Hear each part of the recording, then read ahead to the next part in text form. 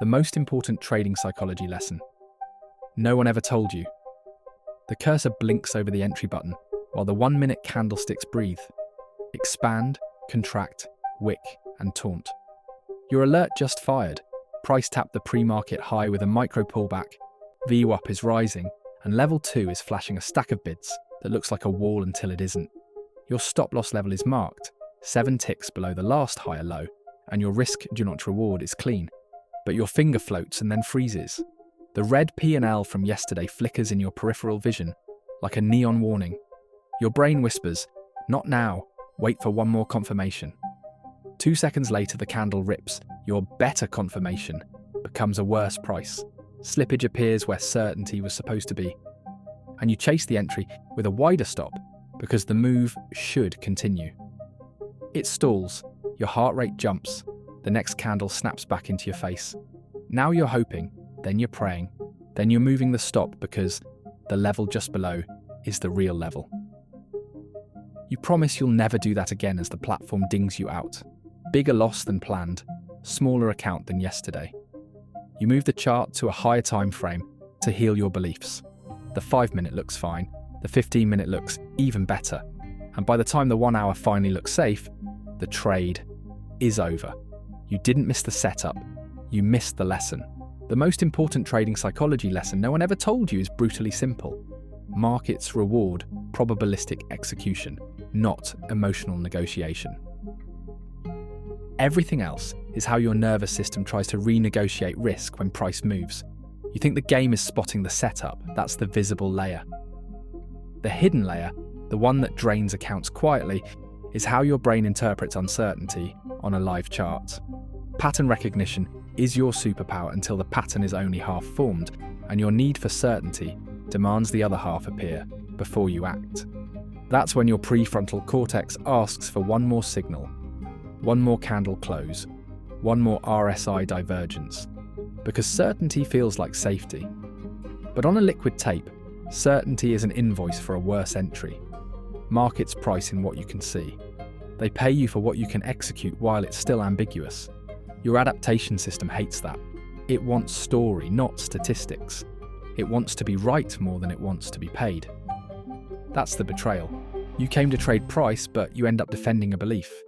When you stare at candlesticks too long, your brain hallucinates structure. You align moving averages until they bless you.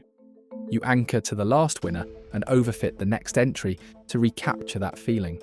You doom scroll order flow for social proof.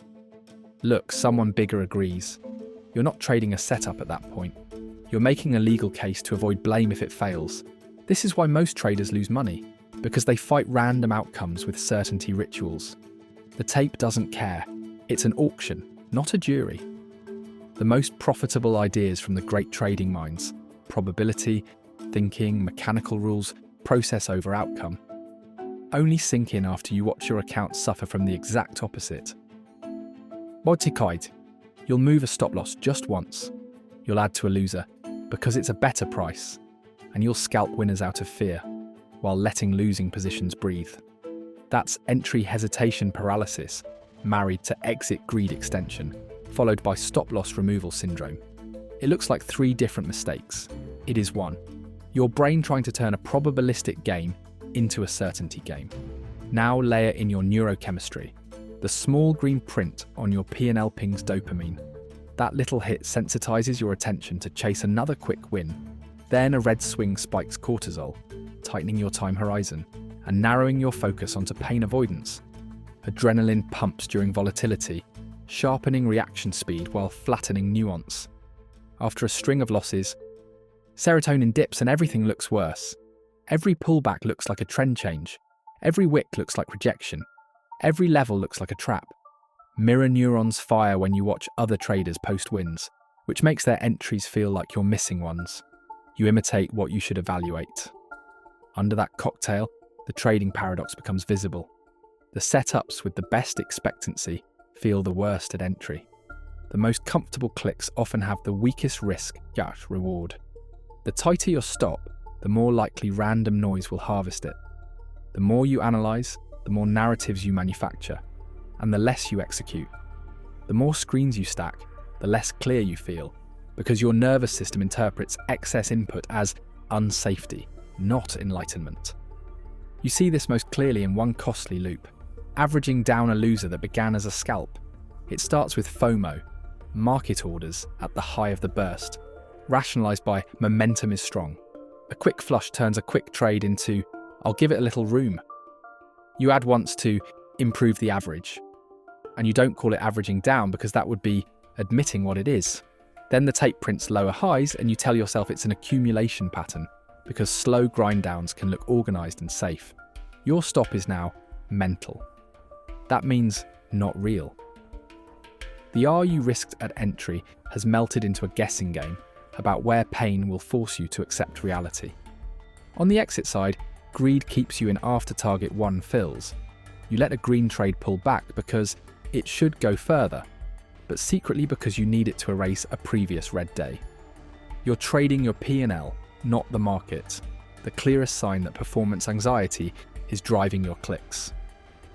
The weekend makes it worse.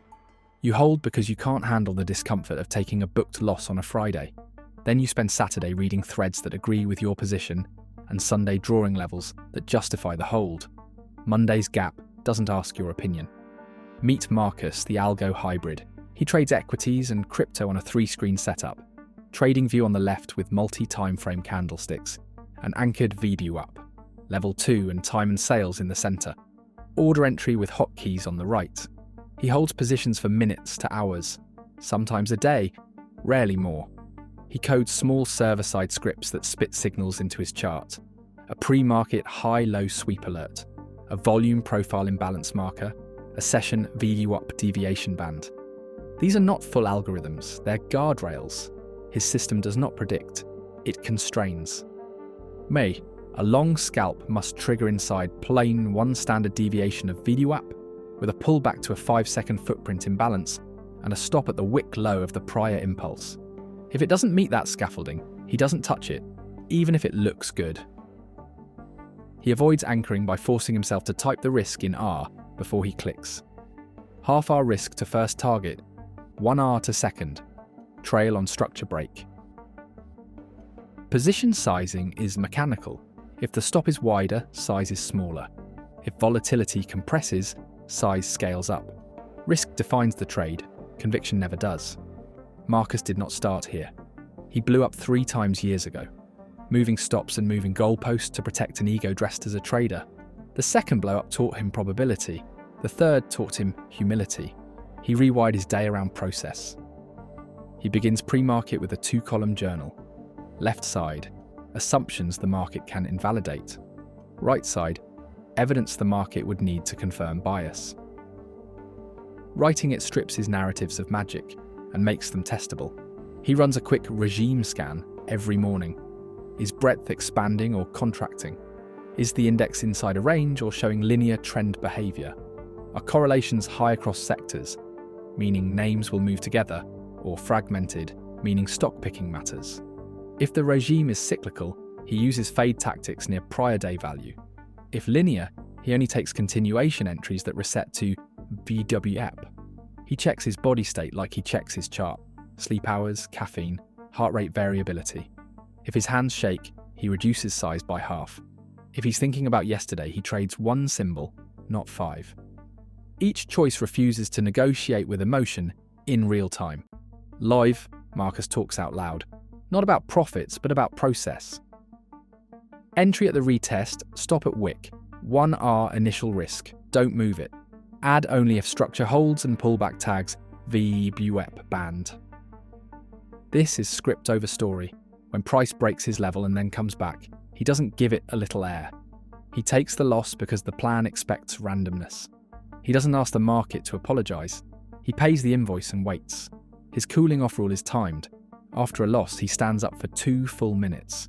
He sets an alert at the next level and physically leaves the desk.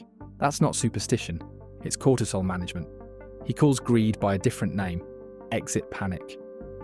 And he addresses it with a bracket order placed at entry. Partial at 1R, partial at 2R, trail on higher lows or lower highs. When price surges, he doesn't invent a bigger target. He lets the trail do the work and stops predicting. He doesn't need to be right, he needs to be consistent. The rewiring that makes this possible is both mechanical and mental, and you can build it. Start with a pre-market routine that makes execution boring. Map your levels on TradingView: prior day high-low, pre-market high-low, session VWAP, and the nearest volume shelf on the daily. For each level, write exactly what price must do to earn your click. Long only on pullback into VWAP deviation band after a higher high. Stop at the structure low. First target the next shelf. Second target, a measured move equal to the prior impulse. If the condition doesn't print, you do not adapt. You do not trade. This converts your edge from a vibe into a checklist. Add an alert system that fires at the level, not at the emotion. When the alert fires, breathe, read the checklist, and either act or stand down. You're not waiting for confirmation. You're checking for confluence you defined pre-market. Your nervous system calms when your hands execute a script you wrote while calm. Then constrain your risk with rules that survive bad days. Fix a daily max drawdown in R. When you hit it, you stop. You are not due, you are dysregulated. Cut position size after a loss automatically. Half size on the next trade, then restore only after a win where you followed the plan. This interrupts revenge trading loops by breaking the dopamine pain cycle. Use a journal template that captures the 3 layers you actually trade: behavioral bias, neurostate, and paradox. Bias. I hesitated at the first entry and chased the second. I moved to stop once. Neurostate. High caffeine, shallow breathing during volatility. Paradox. Best looking candle felt late. The uncomfortable pullback produced the clean move. Over time, you'll see your brain's favourite errors like a chart pattern. And once you can name them, you can build rules to block them. Practice the hardest skill. Refusing to move stops. Make the stop placement a structural decision. Below the swing low that invalidates the pattern. Above the high that breaks the thesis. Not a pain decision. Then make the act of moving the stop a demerit in your journal. 3 demerits in a week. You drop size next week by 50%. You think of this as punishment. It isn't, it's reconditioning. So your nervous system learns that moving a stop has a cost larger than the discomfort of taking it. Conversely, reinforce the behaviour you want. Log green trades that followed rules, even if they made less. Reward them with end-of-week size restoration. You're training a response like an athlete. Said, specific adaptation to imposed demands. If the demand is hold until your trailing rule breaks, your mind will adapt to that demand the way muscles adapt to an exercise. To counter-exit greed, pre-place bracket orders, and explicitly separate exit decisions from mood. Define partials by structure. First at the next overhead liquidity, second at a measured move, trail under the last higher low. Do not cancel targets to play hero. Do not widen stops to avoid looking foolish. If you must add, define the add rule before entry. Add only on pullback into VWAP after a higher high, never to improve the average, never because you're red. If a trade gaps in your favour, move your stop to break even only after a structural higher low prints. Not because green feels fragile, but because structure says protection is earned. Limit your screens to the ones that inform execution. Too many dashboards equal too many narratives. Keep your core chart, your order flow, and your order entry. Everything else goes into pre-market prep or post-trade review. Add a 2-minute breath protocol between trades. Inhale 4, hold 4, exhale 6, hold 2. Repeat. That shifts your nervous system from sympathetic to parasympathetic, widening the space between stimulus and response where your plan lives. When volatility spikes, your rule is simple. If your heart rate jumps and your time horizon collapses, you trade smaller or you don't trade. Your ability to not trade is your only guaranteed edge. Inside all of this is the paradox you must embrace. The best trades rarely feel good as you click. That discomfort is the tuition for probability. Past patterns don't guarantee the future. Never have, never will. But they price it. Your job is not to predict.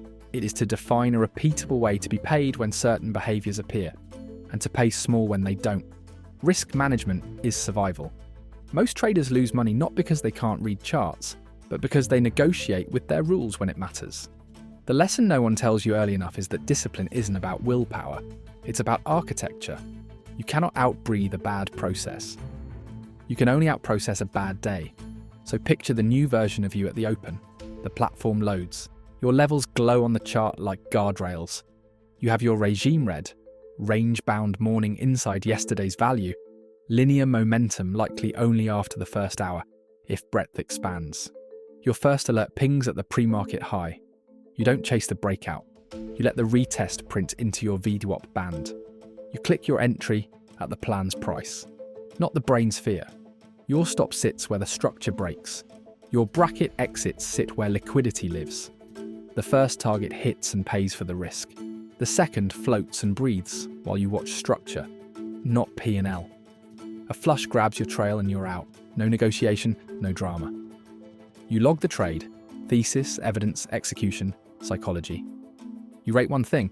Did you obey your stop? If yes, you win the day, even red. If no, you lose the day, even green. Another alert pings. You stand up for 2 minutes first.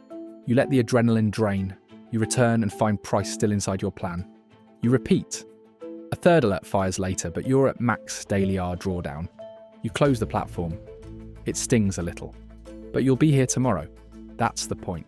The money comes to the trader who can show up the same way in different markets, not the one who finds a new way to be emotional every session. Be the operator who treats entries and exits like a checklist and stop losses like oxygen. The market will still surprise you. You'll still have days where every good idea ends with a scratch or a small loss. But the lesson that no one told you, the one you can finally feel in your hands, is that execution under uncertainty is a skill you can train. The dopamine spikes and cortisol dumps will still visit, they just won't drive. The paradoxes will still sting, they just won't confuse. And the chart will still lie sometimes. Your process won't. This is not financial advice. Most traders lose money. Past patterns don't guarantee the future.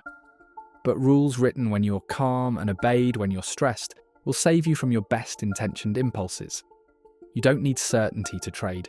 You need clarity about what earns your click, where the trade is wrong, and how you'll get paid if it's right. You need the courage to accept small losses without turning them into arguments.